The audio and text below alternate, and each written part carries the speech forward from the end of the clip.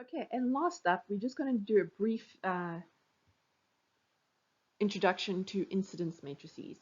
So incidence matrices uses the definition of incidence. So remember when you have the vertex is incident to the edge. So you'll say like V1 is incident to edge E1 situation. So when you're describing a graph using the term incidence, you're going to be looking at vertices and edges, which means your layout of your matrix is going to be different to the adjacency matrix. So let's go ahead and look at that.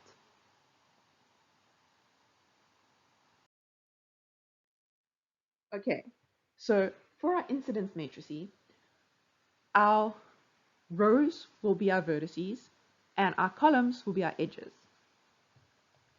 The rows are the vertices and the columns are the edges. So instead of having, your with your V1, V2, V3, and V1, V2, V3 repeated up there, and then, mapping out, is there an edge from V1 to V1 or V1 to V2? We are going to replace this with our edges. So our edge is going to be labeled as well. So we're going to have like E1, E2, E3, E4, however many edges there are. So that's one of the first things to note. It doesn't have to be square anymore because you could have like 4 edges or 3 edges or 2 edges, or you don't have to have the same number of edges as you do vertices. So first things up, it doesn't necessarily have to be a square matrix. Things that are similar is that if your vertice is incident to the edge, it's going to give a 1 on your matrix.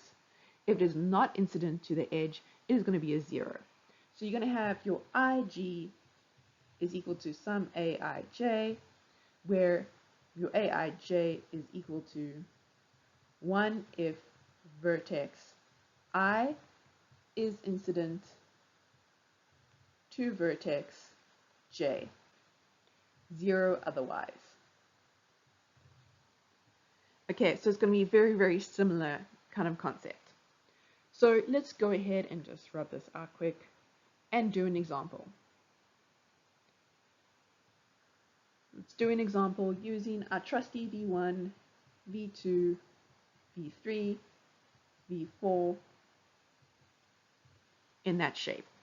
So the incidence is going to be, we have V1, V2, V3, and V4. But now we have E1, E2, and E3. So we have labels on our edges.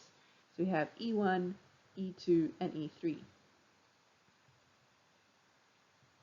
And now we're going to, and usually when we do this by numbering, and then we obviously put it in like ascending order, when we go through our numbering.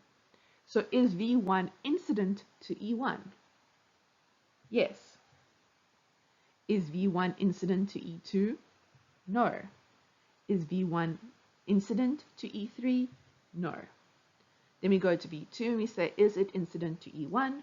No. Is it incident to E2? Yes. Is it incident to E3? Yes. Then we go to V3. Is V3 incident to E1? Yes. Is V3 incident to E2? No. Is V3 incident to V2? E3? Yes. Then we go to V4. This is 4. Is V4 incident to E1? No. Is it incident to E2? Yes. Is it incident to E3? No. So that gives us our incident matrix as 1 0 0 0 1 1 1 0 1 0 1 0. Now there's some things that you need to notice. And the first thing is, can we still figure out the order of the graph from the incidence matrix? Yes, it's just not as simple as before. You notice your rows are representing your vertices. So the number of rows will be the order of your matrix. So it's no longer the number of rows or the number of columns, it's just the number of rows.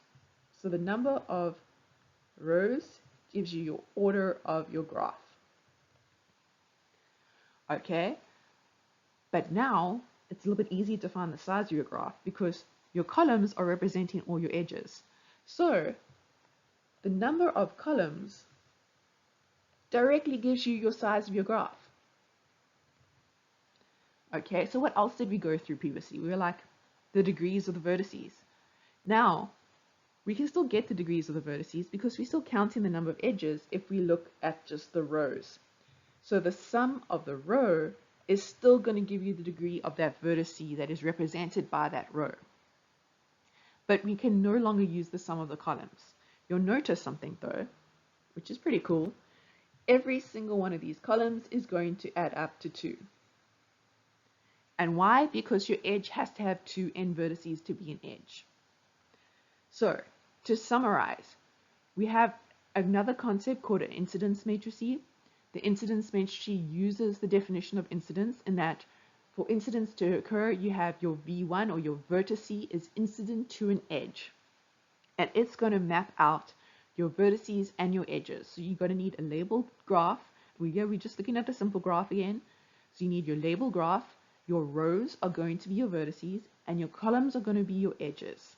And then you say, if V1 is incident to your edge EJ, so if say VI is incident to EJ, then it gets a 1. If it is not, it gets a 0. The matrix that forms from this does not have to be square. It still gives you the information about the order and size of the graph and the degrees of the vertices. However, it's represented differently because the way it is written. So your number of rows is your order of your graph. Your number of columns is now going to be your size of your graph because they represent the edges. The sum of the rows still gives you the degrees of your vertices, but now you can no longer sum the columns to get the same thing. But the sum of all your columns will be 2, and that is because every edge is comprised of 2 vertices. And that is all you need to know about incident matrices at this moment.